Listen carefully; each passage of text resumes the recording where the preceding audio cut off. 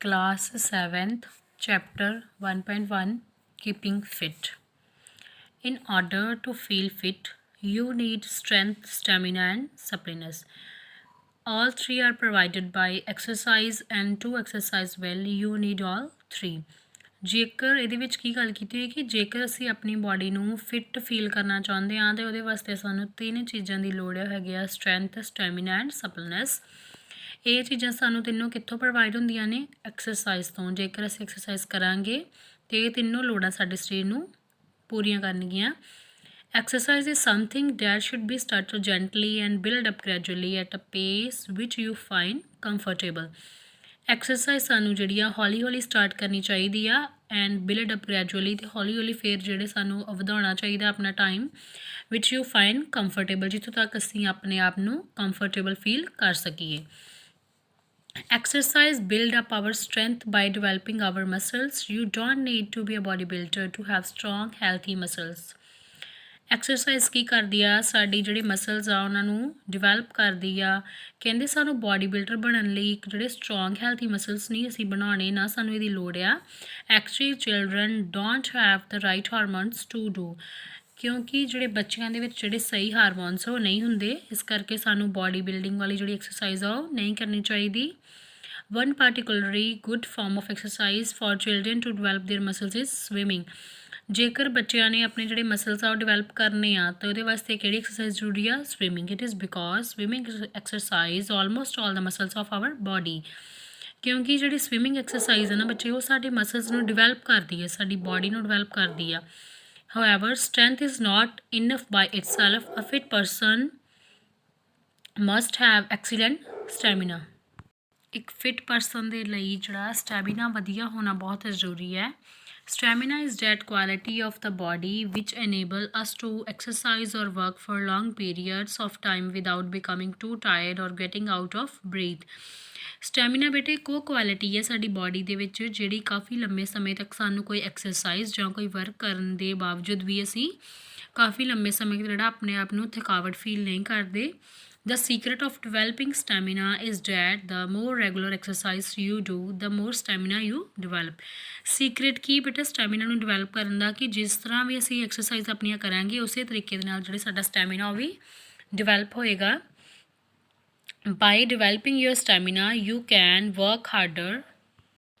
You can do tougher forms of exercise more easily. Running a 1 kilometer race might sound impossible to you, but after exercising for a few months, you will find it incredibly easy. ਕੀ ਕਹਿ ਰਹੇ ਕਿ ਜੇਕਰ ਸਾਡਾ stamina ਵਧੀਆ ਹੋਏਗਾ ਅਤੇ ਉਹਦੇ ਨਾਲ ਕੀ ਹੋਏਗਾ ਕਿ ਅਸੀਂ ਕੋਈ ਵੀ ਔਖੇ ਤੋਂ ਔਖਾ ਕੰਮ ਵੀ ਜਿਹੜਾ ਉਹ ਕਰ ਸਕਦੇ ਹਾਂ। ਜਿਸ ਤਰ੍ਹਾਂ ਕਿ 1 ਕਿਲੋਮੀਟਰ ਜਿਹੜਾ ਰੇਸ ਆ ਉਹ ਸਾਡੇ ਵਾਸਤੇ ਲਗਾਉਣੀ ਇੰਪੋਸੀਬਲ ਆ, ਬਟ ਜੇਕਰ ਅਸੀਂ ਐਕਸਰਸਾਈਜ਼ ਕਰਨੀ ਸਟਾਰਟ ਕਰ ਦਈਏ ਤਾਂ ਕੁਛ ਕੁ ਮੰਥ ਬਾਅਦ ਅਸੀਂ ਉਹ ਚੀਜ਼ ਨੂੰ ਵੀ ਆਸਾਨ ਬਣਾ ਲਵਾਂਗੇ। The third ingredient of fitness is suppleness. ਤੀਜਾ ਜਿਹੜਾ ingredient ਉਹ ਕੀ ਹੈ? suppleness. The more easily you can bend, stretch or twist your body, the more supple you are. ਇਹਦੇ ਨਾਲ ਕੀ ਹੋਏਗਾ ਕਿ ਤੁਸੀਂ ਵਧੀਆ ਤਰੀਕੇ ਨਾਲ ਬੈਂਡ ਵੀ ਕਰ ਸਕਦੇ ਹੋ, ਤੁਹਾਡੀ ਬੋਡੀ ਜਿਹੜੀ ਆ ਪ੍ਰੋਪਰ ਵਰਕ ਕਰੂਗੀ। Suppleness can also help you to avoid pain or injury. ਇਹਦੇ ਨਾਲ ਕੀ ਹੋਏਗਾ ਕਿ ਜਿਸ ਤਰ੍ਹਾਂ ਅਸੀਂ ਸਾਡੀ ਪੇਨ ਹੁੰਦੀ ਆ, ਬੈਕ ਪੇਨ ਜਾਂ ਕੋਈ ਵੀ ਸਾਡੀ ਇੰਜਰੀ ਹੋ ਜਾਂਦੀ ਆ, ਅਤੇ ਉਹਨੂੰ ਜਲਦੀ ਤੋਂ ਜਲਦੀ ਮਤਲਬ ਠੀਕ ਅਵਾਇਡ ਕਰਨ ਲਈ ਸਾਡਾ ਹੈਲਪ ਕਰੂਗਾ। If you have a supple body you can at once act and save yourself in a case of some danger. ਕਹਿੰਦੇ ਕਿ ਜੇਕਰ ਤੁਹਾਡੇ ਕੋਲ ਸਪਲਨੈਸ ਵਧੀਆ ਹੋਏਗਾ ਉਹਦੇ ਨਾਲ ਕੀ ਹੋਏਗਾ ਕਿ ਤੁਸੀਂ ਕਦੇ ਵੀ ਕਿਸੇ ਖਤਰੇ ਵਾਲੇ ਜਿਹੜੇ ਕੇਸ ਤੋਂ ਆਪਣੇ ਆਪ ਨੂੰ ਬਚਾ ਸਕਦੇ ਹੋ। Any stretching or bending exercise done properly of course will keep you supple. ਜੇਕਰ ਅਸੀਂ ਕੋਈ ਵੀ ਸਟ੍ਰੈਚਿੰਗ ਅਤੇ ਬੈਂਡਿੰਗ ਵਾਲੀ ਐਕਸਰਸਾਈਜ਼ ਕਰਾਂਗੇ ਉਹਦੇ ਨਾਲ ਕੀ ਹੋਏਗਾ ਕਿ ਸਾਡੇ ਕੋਲ ਇੱਕ ਵਧੀਆ ਜਿਹੜਾ ਸਾਡਾ ਸਪਲ ਆ ਹੋ ਜਾਏਗਾ body the. Keeping fit is good not only for hour body but for the mind also. ਕਹਿੰਦੇ ਕਿ ਕੀਪਿੰਗ ਜਿਹੜਾ ਫਿਟ ਸਹੀ ਰੱਖਣਾ ਆਪਣੀ ਸਿਹਤ ਨੂੰ ਇਕੱਲੀ ਸਾਡੀ ਬੋਡੀ ਲਈ ਵਧੀਆ ਨਹੀਂ ਹੈਗਾ, ਸਾਡੇ ਮਾਈਂਡ ਲਈ ਵੀ ਬਹੁਤ ਵਧੀਆ ਆ। If you are physically fit you will remain mentally more active. ਜੇਕਰ ਤੁਸੀਂ ਫਿਜ਼ੀਕਲੀ ਫਿਟ ਹੋਵੋਗੇ ਅਤੇ ਮੈਂਟਲੀ ਤੁਸੀਂ ਮੋਰ ਐਕਟਿਵ ਹੋਵੋਗੇ। You will feel mentally relaxed and never tension. ਤੁਹਾਨੂੰ ਕਦੇ ਵੀ ਕੋਈ ਵੀ ਮੈਂਟਲੀ ਤੁਸੀਂ ਰਿਲੈਕਸ ਰਹੋਗੇ, ਕੋਈ ਟੈਨਸ਼ਨ ਨਹੀਂ ਹੋਊਗੀ। You will always feel fresh and happy too. ਤੁਸੀਂ ਹਮੇਸ਼ਾ ਹੀ ਆਪਣੇ ਆਪ ਨੂੰ ਫਰੈਸ਼ ਫੀਲ ਕਰੋਗੇ ਅਤੇ ਖੁਸ਼ ਵੀ। Furthermore after you have Used to an exercise routine, you develop confidence in yourself. This feeling of personal worth can help you greatly in whatever you do. Your performance improve in all field of life, not just in sports. ਕਹਿੰਦੇ ਕਿ ਇਸ ਤੋਂ ਇਲਾਵਾ ਜੇਕਰ ਤੁਸੀਂ ਆਪਣੀ exercise ਦੀ routine ਰੱਖਦੇ ਹੋ, ਉਹਦੇ ਨਾਲ ਕੀ ਹੋਏਗਾ, ਤੁਹਾਡਾ ਕੌਨਫੀਡੈਂਸ ਡਿਵੈਲਪ ਹੋਏਗਾ ਅਤੇ ਤੁਸੀਂ ਤੁਹਾਡੀ ਜਿਹੜੀ ਡੇਲੀ ਦੀ ਪਰਫੋਰਮੈਂਸ ਆ ਹਰ ਇੱਕ ਫੀਲਡ ਦੇ ਵਿੱਚ ਉਹ ਵੀ ਕੀ ਵਧੀਆ ਹੋਏਗੀ, ਨਾ ਕਿ ਇਕੱਲੇ ਸਪੋਰਟਸ ਦੇ ਵਿੱਚ, ਇਨ ਆਲ ਫੀਲਡ ਆਫ ਲਾਈਫ, ਹਰ ਇੱਕ ਜ਼ਿੰਦਗੀ ਦੇ ਕਿਸੇ ਵੀ ਫੀਲਡ ਦੇ ਵਿੱਚ। One of the greatest things about sports is that there are so many different sports to choose from.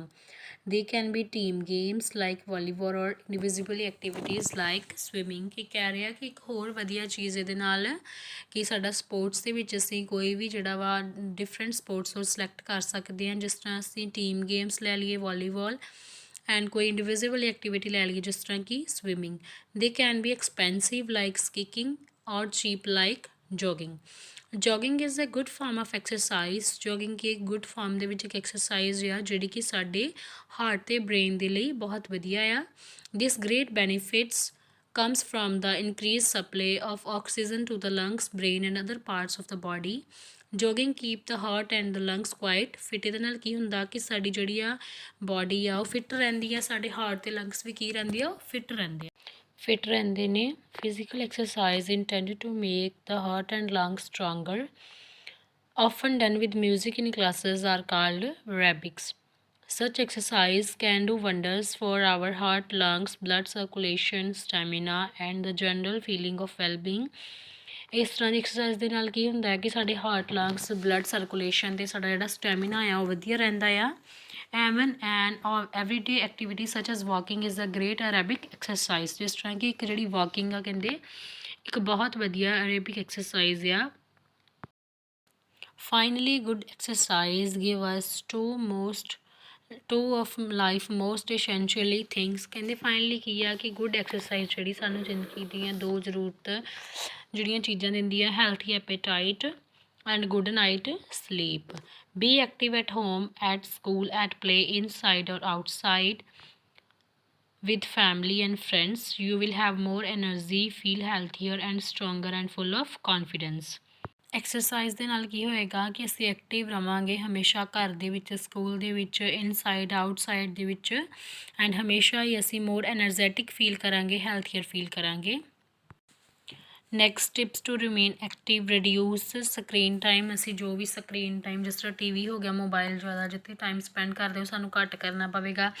Fine time for gardenings, take your dog for a walk, carry the grocery home. ਸਾਨੂੰ ਜਿਹੜੇ ਆਪਣੇ ਕੰਮ ਨੇ ਜਿੱਦਾਂ grocery ਅਸੀਂ ਲੈਣੀ ਸਾਨੂੰ ਖੁਦ ਲੈਣ ਜਾਣੀ ਹੋਏਗੀ। ਟੇਕ ਯੂਅਰ ਡੌਗ ਫॉर ਅ ਵਾਕ, ਸਾਨੂੰ ਆਪਣੇ ਜਿਹੜਾ ਡੌਗ ਹੈ ਉਹਨੂੰ ਵਾਕ 'ਤੇ ਲੈ ਕੇ ਜਾਣਾ ਹੋਏਗਾ ਖੁਦ।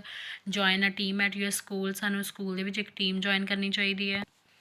Dance to your favorite music, walk, run or bike instead of getting a ride, join yoga, hip hop, dance or Arabic classes, set physical activities goals with your friends and family, do something you enjoy। Next the benefits ਕੀ ਨੇ, freedom for strength, growth in self confidence the growth ਹੋਊਗੀ, stronger bones and muscles ਸਾਡੇ strong ਹੋਣਗੇ, better performance ਹੋਏਗੀ study ਦੇ ਵਿੱਚ, increase ਹੋਏਗੀ ਸਾਡੀ mental concentration, better social relations and new friends, ਸਾਡੇ ਨਵੇਂ ਫਰੈਂਡ ਬਣਨਗੇ, improvement in mental as well as physically health. ਜਿਸ ਤਰ੍ਹਾਂ ਸਾਡੇ ਮੈਂਟਲ ਇੰਪਰੂਵ ਹੋਣਗੇ ਉਸ ਤਰ੍ਹਾਂ ਫਿਜ਼ੀਕਲੀ ਹੈਲਥ ਵੀ ਇੰਪਰੂਵ ਹੋਊਗੀ। ਐਂਡ ਲਾਸਟ ਵਨ ਇਜ਼ ਸਾਡਾ ਜਿਹੜਾ ਹਾਰਟ ਉਹ ਵੀ ਹੈਲਥੀਅਰ ਹੋਏਗਾ, ਸਾਡੀ ਬੋਡੀ ਵੀ ਜਿਹੜੀ ਆ ਉਹ ਸਟਰੋਂਗ ਹੋਊਗੀ ਅਤੇ ਉਹਦੇ ਨਾਲ ਸਾਡਾ ਜਿਹੜਾ ਮਾਈਂਡ ਉਹ ਵੀ ਸਟਰੋਂਗ ਹੋਏਗਾ।